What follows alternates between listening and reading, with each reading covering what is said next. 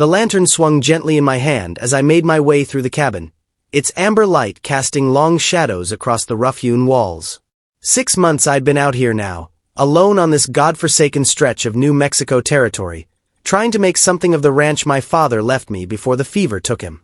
6 months of silence broken only by the wind, the cattle, and my own thoughts echoing too loudly in the emptiness.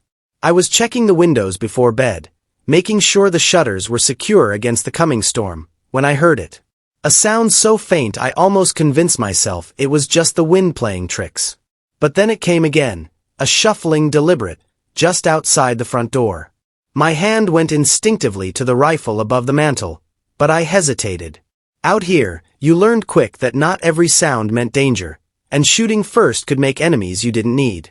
Instead, I gripped the lantern tighter and moved toward the door, my heart hammering against my ribs. "Who's there?" I called out, trying to keep my voice steady. Silence. Then, clear as a bell, "I mean no harm." A woman's voice. That stopped me cold. I hadn't seen another soul in weeks, let alone heard a woman's voice. My nearest neighbor was 15 miles east, and they were a family of 4 brothers, each more grizzled than the last. I unlatched the door slowly, pulling it open just enough to peer out into the darkness. The lantern light spilled across the threshold, and that's when I saw her. She stood there in the doorway, framed by the vast darkness of the desert night, and I swear to God I thought I was dreaming. She wore clothing I'd only seen in drawings, buckskin dress with intricate beadwork, fringe that moved slightly in the breeze, and her hair fell in 2 long braids over her shoulders. Her skin was copper in the lamplight, her eyes dark and unreadable, and around her neck hung what looked like bone and shell beads arranged in careful patterns. She was Apache. Had to be. And she was standing at my door like it was the most natural thing in the world. I started, but my voice caught in my throat. All the stories I'd heard in town came flooding back. Warnings about raids, about violence, about keeping your doors locked and your guns loaded. But this woman didn't look like she was here to raid anything. She looked tired, desperate, even. "May I speak with you?" she asked, her English clear but accented in a way that made the words sound almost musical. I should have slammed the door. That's what any sensible person would have done. Instead, I found myself nodding, opening the door wider, though I didn't invite her in. "Not yet. What do you want?" I asked, trying to sound firmer than I felt. She looked past me into the cabin, then back at my face, studying me with an intensity that made me uncomfortable. "You are alone here," she said. "Not a question, but a statement. That's my business." "Yes," she agreed. "It is. But it is also dangerous. For you, and for others." I frowned. "I haven't bothered anyone. I keep to myself, work my land, and that's it." "I know," she said. "I have watched." That sent a chill down my spine. "You've been watching me?" "My people have been watching these lands for generations," she corrected. "You are not the first white man to build here, but you are different from the others." "Different how?" She was quiet for a moment, and I thought maybe she wouldn't answer.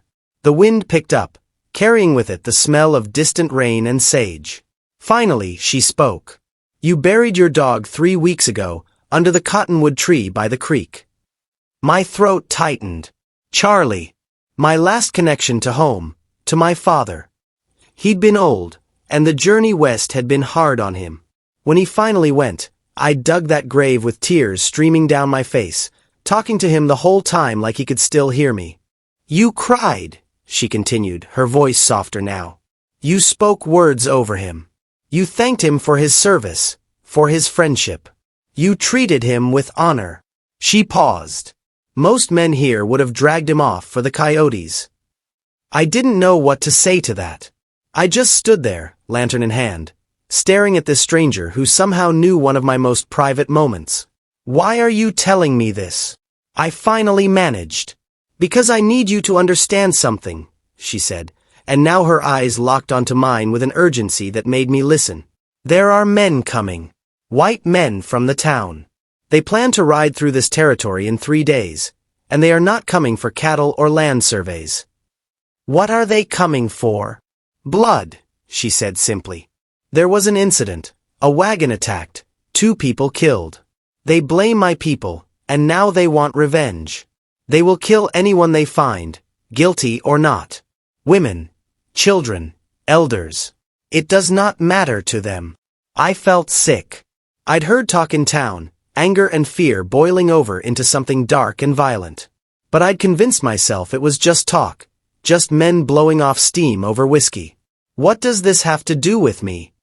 Your land, she said. Your water. There is a group, my family and others, hiding in the canyons to the north. But they need safe passage across your property to reach the mountains. If they go any other way, they will be seen. They will be killed. Understanding dawned cold and heavy. You want me to let you cross my land? Yes. And if someone finds out I helped you? If those men come here asking questions? Then you will be in danger, she admitted. I will not lie to you. What I ask is not small. I should have said no. Should have closed the door, barred it, and pretended this conversation never happened. Instead, I asked, how many people? 23. Mostly women and children. Some old ones. A few men who can fight if needed, but they are tired. We have been running for weeks. 23 lives. I thought about my father, about what he would have done. He'd been a hard man in many ways, but fair. He'd taught me that a man's character wasn't measured by his words or his church attendance or the color of his skin. It was measured by what he did when no one was watching, when doing the right thing cost him something. When? I heard myself ask. Tomorrow night. We move in darkness.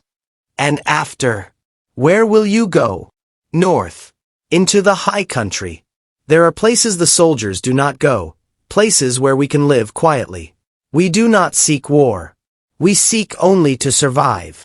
I looked at her standing there, this woman who had watched me from a distance, who had seen me at my lowest and somehow judged me worthy of this request. There was no manipulation in her eyes, no false promises. Just honest desperation and a slim hope that I might be better than what she'd come to expect for my kind. There's a dry wash that runs along my northern property line, I said slowly. Follows an old creek bed. It's deep enough that if you stay low, you won't be visible from the main trail. If you follow it northeast for about 3 miles, it'll take you right up into the canyon country. From there, you're on your own. Something shifted in her expression. Not quite a smile, but a softening. You would do this? I'm not doing it for politics or sides, I said firmly. I'm doing it because 23 people don't deserve to die for something they probably didn't do. But I need your word. No one touches my cattle, my buildings, nothing. You pass through like ghosts, and we never speak of this again. You have my word, she said, placing her hand over her heart in a gesture that somehow carried more weight than any handshake. And you have my gratitude. She turned to leave, melting back into the darkness from which she'd emerged. But then she stopped and looked back at me, and that's when she said it, the thing I'll never forget. You think you are alone out here, she said, her voice carrying across the threshold. You think you have nothing, that you are just surviving day to day, waiting for your life to mean something. But tonight, you gave 23 people the chance to see another sunrise. You gave children the chance to grow up. You gave grandmothers the chance to tell one more story. She paused, and in the lamplight, I could see tears glistening in her eyes. In my language, we have a word, ni. It means, you are alive, you exist, you matter. Many men live their whole lives without ever truly being ni. But tonight, in this moment, you are. Remember that when the loneliness comes back. Remember that you mattered. Then she was gone, swallowed by the desert night. I stood there for a long time after she left, lantern still in my hand, her words echoing in my mind. The next night, I stayed inside as instructed, shutters closed, pretending to see and hear nothing as shadows moved across my land. By morning, they were gone, and there was no trace they'd ever been there except for a small bundle left by my door. Dried meat, some kind of root vegetables, and a single eagle feather.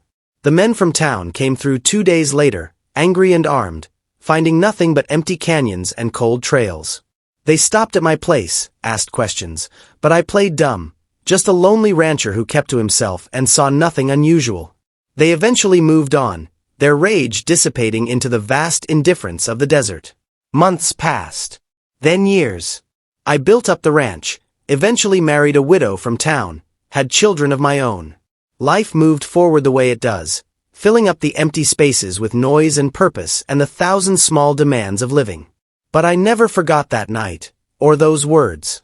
On hard days, when I wondered if anything I did mattered, when the weight of existence felt like too much to carry, I remembered standing in that doorway.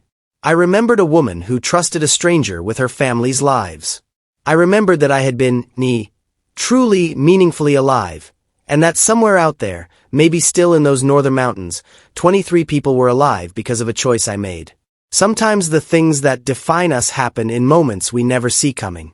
Sometimes a stranger outside your door knows you better than you know yourself. And sometimes, the most important thing you'll ever do happens on an ordinary night when you're just trying to survive until tomorrow. I never saw her again.